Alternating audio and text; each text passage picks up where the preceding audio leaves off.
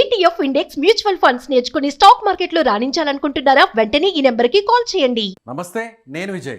Iran మీద ఇప్పటికే Israel అమెరికాతో కలిసి భారీ ఎత్తున యుద్ధం చేస్తుండటంతో ఇరాన్ కూడా అదే స్థాయిలో ప్రతిదాడి చేస్తుంది. అయితే ముఖ్యంగా ఇరాన్ ఇప్పటికే స్ట్రైట్ ఆఫ్ హార్మోజ్ను కూడా క్లోజ్ చేసినట్టు అనౌన్స్ చేయడం, అదేవిధంగా ఆ జలసంధిలో ప్రయాణిస్తున్నటువంటి కొన్ని ఆయిల్ ట్యాంకర్స్ ఉన్నటువంటి షిప్ మీద కూడా అటాక్స్ చేయడంతో దాదాపుగా 33కు పైగా షిప్స్ అక్కడే నిలిచిపోయినటువంటి పరిస్థితి. అయితే దీంతో ఇప్పుడు ఆయిల్ ధరలు అమాంతంగా పెరగబోతున్నాయనేటువంటి అంచనాను వేస్తున్నారు మార్కెట్ నిపుణులు.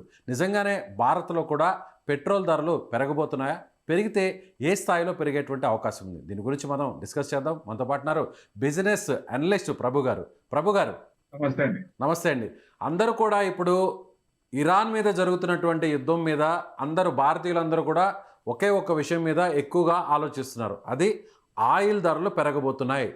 ఆయిల్ ధరలు పెరిగితే ఎంతవరకు పెరిగేటువంటి అవకాశం ఉంది? అది ఎప్పటి నుంచి ఉండొచ్చు? లాస్ట్ టైం కూడా చూసాం కదా, పోయేటప్పుడు కూడా విపరీతంగా పెరిగిపోయినప్పుడు. సో ఈసారి కూడా ఎస్కలేషన్ అవుతుంది, లేకపోతే స్టేట్ ఆఫ్ హార్మోజ్ క్లోజ్ చేస్తారు అనేది ఎక్స్పెక్ట్ చేయాలి. అటు దాటితే ఒకవేళ దాటితే కనుక బాంబ్స్ అన్ని దాంట్లో సీక్రెట్ బాంబ్స్ అన్ని పెట్టి సో మొత్తానికి అది క్లోజ్ చేశారు. క్లోజ్ చేసిన తర్వాత జనరల్ గా ఏ కంట్రీ అయినా కొన్ని కంట్రీస్ 15 days ఉంటాయి, కొన్ని కంట్రీస్ 1 month ఉంటాయి, కొన్ని కంట్రీస్ 3 months ఉంటాయి. అట్లా స్టోర్ చేసుకుంటారు ఆయిల్. సో ఎప్పుడైతే ఆ టైం ల్యాప్స్ అవుతుందో ఆ కంట్రీస్ కి టెన్షన్ వస్తూ ఉంటుంది.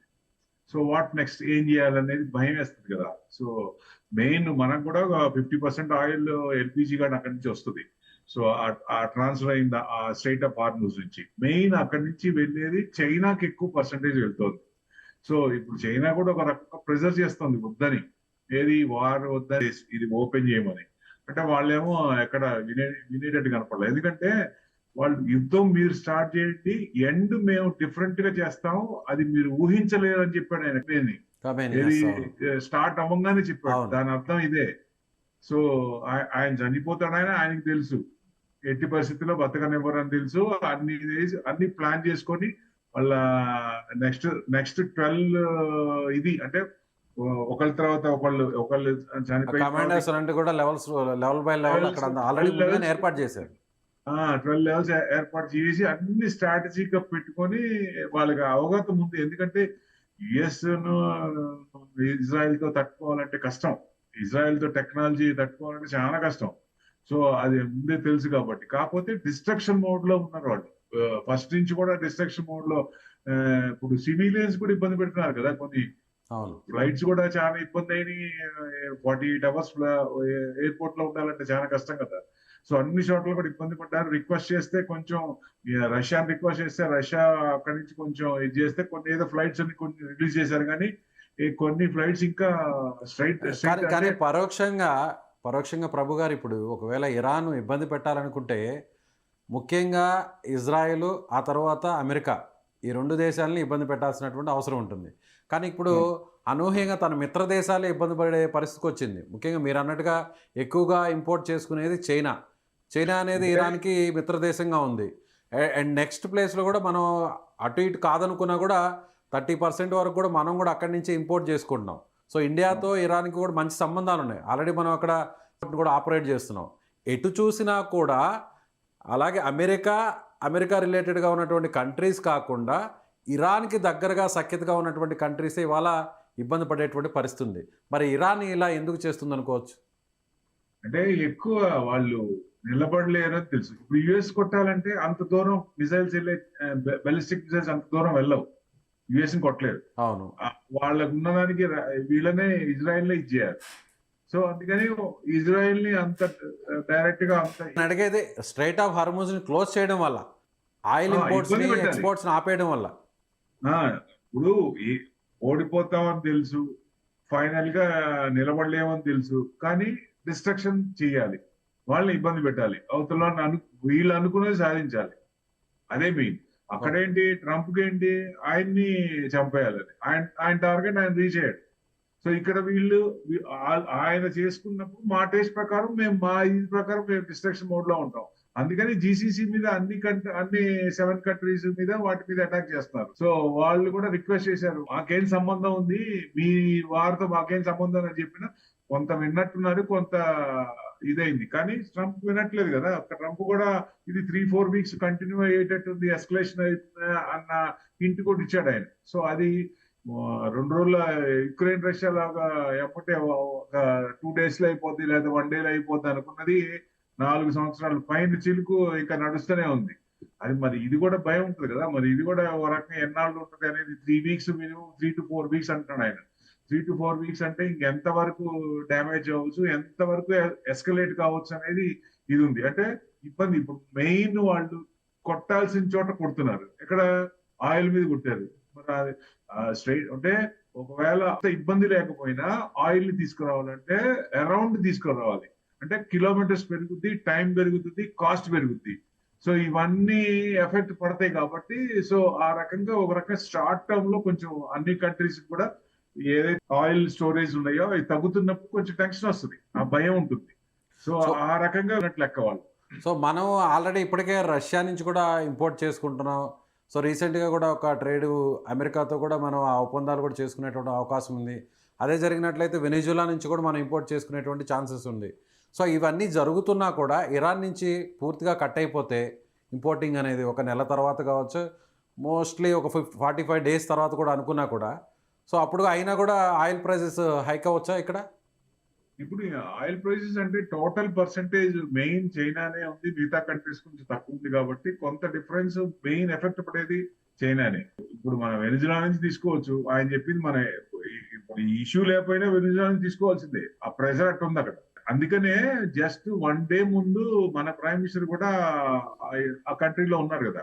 అవును. సో అంటే చెప్పకనే చెప్పారు, మేము మీ సైడ్ ఉన్నాం అన్నట్టు ఇండైరెక్ట్ గా చెప్పినట్టే కదా. ఒక రకంగా ఇరాన్ సైడ్ లేకుండా మనకి ఎక్కువ వీళ్ళతోనే మేజర్ మరి వాళ్ళకి సపోర్ట్ చేసినట్టే లెక్క ఒక రకంగా.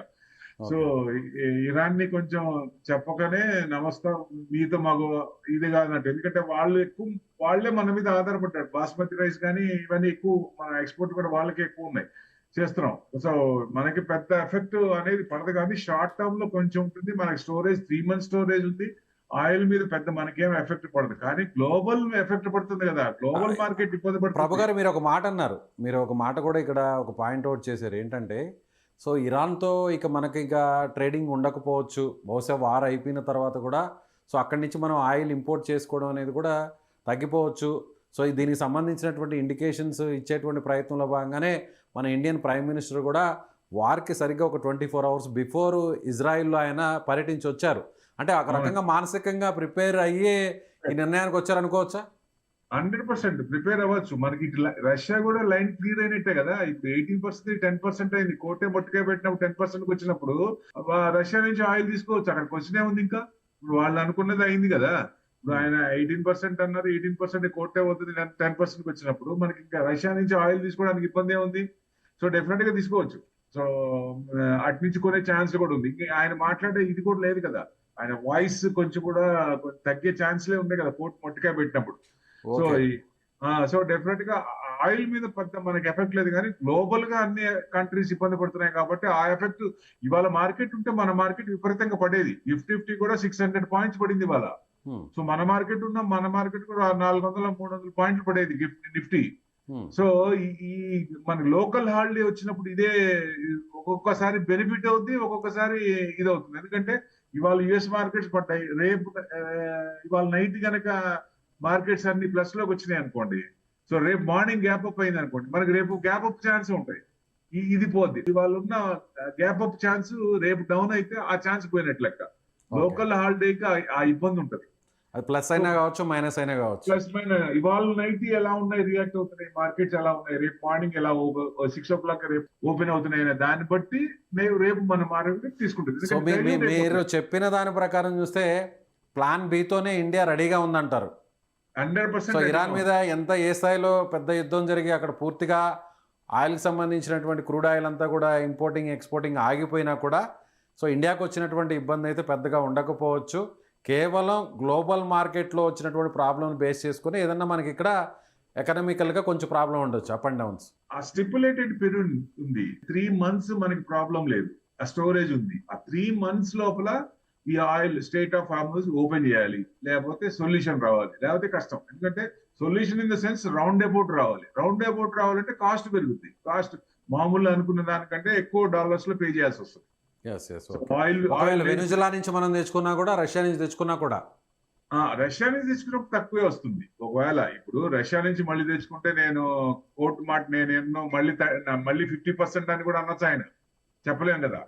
సో ఇప్పుడు కోర్టు మాట కూడా వినట్లేదు కదా. కోర్టు అసలు నాస్టీ, అసలు వాళ్ళకి ఏం తెలియదు, నేనే పవర్, నేనే సుప్రీం పవర్ అంటున్నాడు ఆయన. సో కానీ కోర్టు మాట ఆల్రెడీ ఆ ఇండియా మీద వేస్తున్నటువంటి ఆ ట్రేడ్ ట్యాక్సెస్ అన్నింటిని కూడా తగ్గిస్తానని కూడా రీసెంట్గా కూడా ఒక అనౌన్స్మెంట్ కూడా ఇచ్చారు కదా ట్రంప్. ఇప్పుడు ఆయన ఎన్ని అనౌన్స్మెంట్ చేయలేదండి, పొద్దున్నే Ah. మళ్ళీ ఎన్ని మార్చలేదు. ఆయన మాట మీద ఎట్లా నిలబడతాం. ఎస్ ఇప్పుడు అగ్రిమెంట్ అయిన తర్వాత, సైన్ అయిన తర్వాత కూడా అగ్రిమెంట్ చేయలేదని చెప్పి యూరోపియన్ మార్కెట్ ని వెనక్కి దోసేసిన ఇది లేవు, దాఖలాలు లేవు. ఎస్ సో ఎట్టి పరిస్థితుల్లో ఆయన నమ్మలేము, ఎందుకంటే ట్రంప్ సునామీ ఒకటే, ఎప్పుడు ఎలా రియాక్ట్ అవుతారో ఎవ్వరూ చెప్పలేదు. సో దాని అనుగుణంగా ఏంటంటే ఆయనతో మంచిగా ఉండటమే మంచిదనే ఉద్దేశంతో డెఫినెట్ గా మన ప్రైమ్ మినిస్టర్ కూడా అక్కడ ప్రెసెంట్ అయినట్టు అనిపిస్తోంది. సో అలాగే వీళ్ళతో ఎందుకు గొడవ అని అన్నట్టు. ఇంకొక పాయింట్ కూడా ప్రభు గారు, ఓకే ఆయిల్ ఇంపోర్ట్ చేసుకోవడం వల్ల మనకైతే ఇబ్బంది లేదు, పెద్దగా ఇబ్బంది లేదు అనుకోవచ్చు ఇరాన్ నుంచి. మనం ఇక్కడి నుంచి ఎక్స్పోర్ట్స్ ఇరాన్కి చేసేటువంటి మెటీరియల్స్లో దానివల్ల మనకి ఏదన్నా ఆర్థికంగా ఇబ్బంది కలిగేటువంటి అవకాశం ఉందంటారా వాణిజ్యపరంగా? మనకి ఫ్రీ ట్రేడ్ అగ్రిమెంట్స్ అవుతున్నాయి కదా. ఒక రకంగా ట్రంప్ మనమే గ్రాటిట్యూడ్ చూపించాలి. ఇప్పుడు జిఎస్టీ ఎందుకు తగ్గింది? ఒక ఫీలింగ్ అందరికీ ఏంటంటే ఇండియాలో ట్యాక్స్లు ఎక్కువ, 40% 30% స్లాబ్ లో ఉన్న వాళ్ళు 42% పే చేస్తున్నారని. అంటే ₹1 సంపాదించిన వాళ్ళు 42 లక్షలు ట్యాక్స్లు కట్టాలి. ఎంతవరకు కరెక్ట్? ఏ దేశంలో ఉంది అంత ట్యాక్స్? మీరు జిఎస్టీ ఎందుకు తగ్గించారు? ట్రంప్ అరవబట్టే కదా జిఎస్టీ తగ్గించింది, 4 స్లాబ్ నుంచి 2 స్లాబ్ తెచ్చింది. సో నేను అనేది ఇంకా ట్రంప్ కనుక ఇండియా మీద ఇంకొంచెం ప్రెషర్ చేస్తే ట్యాక్స్లు ఇంకొంచెం తగ్గే ఛాన్సులు కూడా ఉన్నాయి. సో అది మనకు మంచి జరిగింది. ఇప్పుడు ఒక యూరోపియన్ కంట్రీస్ ఒకప్పుడు మనల్ని ఎట్లా చూసినాయి, ఏ రకంగా ట్రీట్ చేసినాయి, ఇప్పుడు వాళ్ళు ఎమ్మడబడి ఎఫ్టీ అగ్రిమెంట్ చేసుకున్నారు కదా. ఎందుకు చేసుకున్నారు? రీసెంట్ గా మన రీసెంట్ గా శత్రు దేశంగా వచ్చే కెనడా కూడా మనతో వచ్చి ఇప్పుడు ఒప్పందం చేసుకునేటువంటి పరిస్థితికి వచ్చింది కదా. అన్ని కంట్రీస్ కూడా మన సైడ్ ఎందుకు వాటిని ప్రెజర్ ఉంది కాబట్టి. సో రకంగా ట్రంప్ కు మనం గ్రాటిట్యూడ్ చూపించాలా 100%. ఆయన మనకి మంచి చేస్తున్నాడు, గ్లోబల్ గా ఇది చేసినా ఇండియాకి మంచి చేస్తున్నాడు, అది మనకి ప్లస్ అవుతుంది. ఇప్పుడు చైనాతో ఓ రకంగా సాఫ్ట్ అయింది. ఎందువల్ల అయింది? చైనా ఆయన ఇబ్బంది పెట్టడం వల్లే. సో మనకి చైనాతో కొంచెం డీలింగ్ సాఫ్ట్ అయింది. అట్లనే ఓ రకంగా గ్లోబల్ గా ఇవన్నీ ఉన్నాయి కాబట్టి మీరు అన్నట్టుగా ఒకప్పుడు చైనాతో పూర్తిగా వైరుధ్యం ఉండేది. ఎప్పుడైతే ట్రంప్ మనల్ని దూరం పెట్టాడో, సో కూడా అదే స్థాయిలో 50% పైగా ట్యాక్సులు వేసాడో, సో ఆ రోజు రష్యా పుతిన్ అలాగే చైనాకి సంబంధించినటువంటి అక్కడ ఉన్నటువంటి అధ్యక్షుడు మన ప్రధాని ముగ్గురు కలిసి కూడా ఒక భేటీ కూడా జరపడం జరిగింది. సో చైనాతో ఒక మైత్రి బంధం అనేది కాస్త స్టార్ట్ అయింది అనుకోవచ్చు. బికాస్ ఆఫ్ ఎవరి వల్ల ఇవన్నీ? ట్రంప్ వల్లే. సో మనం నిజంగా ట్రంప్ కి గ్రాటిట్యూడ్ చూపించాలి. సో డెఫినెట్ గా, ఎందుకంటే ఆయన సీట్ లో ఉన్నంత కాలం ఈ టారిఫ్లు శాంక్షన్స్ ఆగవు, ఎట్టి పరిస్థితుల్లో ఆగవు. ఆయన ఆల్రెడీ నెక్స్ట్ కంట్రీ కూడా డిక్లేర్ చేసినట్టు లెక్క, క్యూబా. నెక్స్ట్ కంట్రీ మీద క్యూబా మీద పడతాడు ఆయన, ఏది కమ్యూనిస్ట్ కంట్రీ అన్నట్టు. సో ఆయన చెప్పింది వినాలి, దాని ప్రకారం వెళ్ళాలి, ఆయన పప్పట్లు పెట్టుకోవాలి, ఆయన చెప్పింది టోటల్ ఇది అవ్వాలి. తదనుగుణంగా అన్ని చేస్తున్నారు. అంటే హిట్లర్ లాంటి పరిపాలన ఒక రకంగా ఇండైరెక్ట్ గా ట్రంప్ చేస్తున్నాడు అనుకోవచ్చు. పరిపాలన అంటే అట్లానే ఉంటుంది. But end of the Hitler సందేశం ఏమి ఇచ్చాడు కూడా ఉంది కదా, లాస్ట్ కి పతనం అయింది కదా మొత్తం. అట్లా అంటే టోటల్ అన్ని కంట్రీస్ కూడా ఇబ్బంది పడి ఇన్స్టెంట్ గా ఏదైనా షార్ట్ టర్మ్ కి ఇబ్బంది పడుతుంది. ఇప్పుడు మెయిన్ ఎక్కడ వరకు చేయొచ్చు అంటే మిడ్ ఆఫ్ ఎలక్షన్స్ నవంబర్ లో ఉన్నాయి, యుఎస్ లో ఉన్నాయి. అక్కడ వరకు ఏదైనా ఛాన్స్ ఉందా అంటే ఆయనకి అక్కడ వరకు అవకాశం ఉంది. సో డెఫినెట్ గా అక్కడ వ్యతిరేకత వచ్చే అవకాశాలు, ఇంపీచ్మెంట్ చేసే అవకాశాలు ఉన్నాయి. సో ఈ లోపల ఆయన చేయాల్సిన ఏమన్నా అనుకుంటే అవన్నీ కూడా చేసి తీరుతాడు ఆయన. అలాగే ప్రభు గారు, ఎస్ మీరు చెప్పేదాని ప్రకారం చూస్తే ఓకే కరెక్టే అనుకుందాం. అయితే ఇప్పుడు సామాన్యులు ముఖ్యంగా అందరూ కూడా మిడిల్ క్లాస్ కానీ అబవ్ మిడిల్ క్లాస్ కానీ అందరూ ఆలోచిస్తుండేది ఇప్పుడు నెక్స్ట్ అంతా కూడా వచ్చే సీజన్ అంతా కూడా మనకి పండుగల సీజను, పెళ్ళిళ్ళ సీజను. గోల్డ్ మీద ఇన్వెస్ట్మెంట్, గోల్డ్ కొనుక్కోవడానికి కానీ ఆర్నమెంట్స్ కొనుక్కోవడానికి కూడా అందరూ కూడా ఇస్తే దాదాపు ఒక 6 months నుంచి 5 months నుంచి విపరీతంగా పెరిగిపోయింది గోల్డ్ రేట్స్. అందులో ఇప్పుడు ప్రజెంట్ వార్ నడుస్తుంది. ఇప్పుడు వార్ నడుస్తున్నటువంటి క్రమంలో ఆయిల్ ట్రేడింగ్ అంతా కూడా ఆల్మోస్ట్ కొంతవరకు మైనస్ అయ్యేటువంటి ఛాన్సెస్ కనిపిస్తున్నాయి చాలా స్పష్టంగా. కాబట్టి ఇప్పుడు అందరూ కూడా ఇన్వెస్టర్స్ అందరూ గోల్డ్ మీదకి వెళ్తే ఇంకా కూడా గోల్డ్ రేట్స్ విపరీతంగా పెరిగేటువంటి అవకాశం ఉంది. అది ఏ స్థాయి వరకు పెరిగే అవకాశం ఉంటుంది? 1,70,000 వరకు 1,70,000 వరకు వచ్చే ఛాన్స్ ఉంది. ఆల్రెడీ ప్రెసెంట్ నడుస్తుంది. నడుస్తుంది. మ్యాక్స్ టు మ్యాక్స్ ఇప్పుడు ఇంటర్నేషనల్ గా చూస్తే యూబిఎస్ గానీ, తర్వాత రీసెంట్ గా వచ్చిన వరల్డ్ గోల్డ్ కౌన్సిల్ వాళ్ళు కూడా చెప్పింది 6,000 6,200 దాకా ఇంటర్నేషనల్ ఔన్స్ గోల్డ్ రావచ్చు అని. ఇప్పుడు ఎంత నడుస్తుంది? 5,350. ఈ ఎస్కలేషన్ అయింది. జనవరిలో మనం 5,600 దాకా ఉన్నాం హై. సో అది దాటే అవకాశాలు ఉన్నాయి. అంటే ఈ ఇష్యూస్ ఇలాంటివి జియోపొలిటికల్ టెన్షన్స్ ఎస్కలేట్ అవుతుంటే, ఇంకా కొత్తగా ఏదైనా వస్తుంటే వేరే కంట్రీ మీద, ఇంకా క్యూబా కానీ ఇంకా అదర్ కంట్రీస్ కొత్త ఇష్యూస్ వస్తున్నప్పుడు ఇది ఫ్లేర్ అప్ అయ్యే ఛాన్స్లే ఉంటాయి. అందుకనే 2026 కి డిసెంబర్ కి gold 6,000 minimum, max to max 6,200 international ounce రావచ్చు. అంటే మనకి లోకల్ గా చూస్తుంటే 2 లక్షల వరకు వచ్చే అవకాశం ఉందా అంటే, ఇష్యూస్ కనుక ఉంటే 2 lakhs వరకు గోల్డ్ వెళ్ళే అవకాశం కనపడుతోంది. సో ఈ ఇయర్ ఎండింగ్ వరకు ఒకవేళ ఇది సాల్వ్ గానైతే ఈ ప్రాబ్లం ఇష్యూ అంతా కూడా క్లోజ్ అయితే డౌన్ ఫాల్ అయ్యే ఛాన్సెస్ ఉంటుంది. డౌన్ ఫాల్ ఛాన్స్ ఉంది. అంటే డౌన్ ఫాల్ అంటే విపరీతంగా 120, 130 to 130 తీసుకోవచ్చు. డౌన్ ఫాల్ కాన్స్టెంట్ గా ఎక్కడ వరకు ఒక మార్కెట్ ప్రైస్ స్టేబుల్ గా ఉండేటువంటి ఛాన్సెస్ ఉందంటారు? 20 to 130 ఆ రేంజ్ లో ఉండొచ్చు, అంతకంటే రాకపోవచ్చు. ఎప్పుడు 1 lakh బిలో అయితే వచ్చే ఛాన్సెస్ అయితే లేదు. మార్కెట్ ఒక స్టెబిలిటీ ఉన్నా కూడా ఓన్లీ 1 ఛాన్స్ ఉంది. ఇప్పుడు అంటే సెంట్రల్ బ్యాంక్స్ అన్ని ఎక్కువ చేస్తున్నాయి కాబట్టి వాళ్ళు ఎవరు అమ్మట్లేదు. వాళ్ళు ఎందుకు అమ్ముతారు?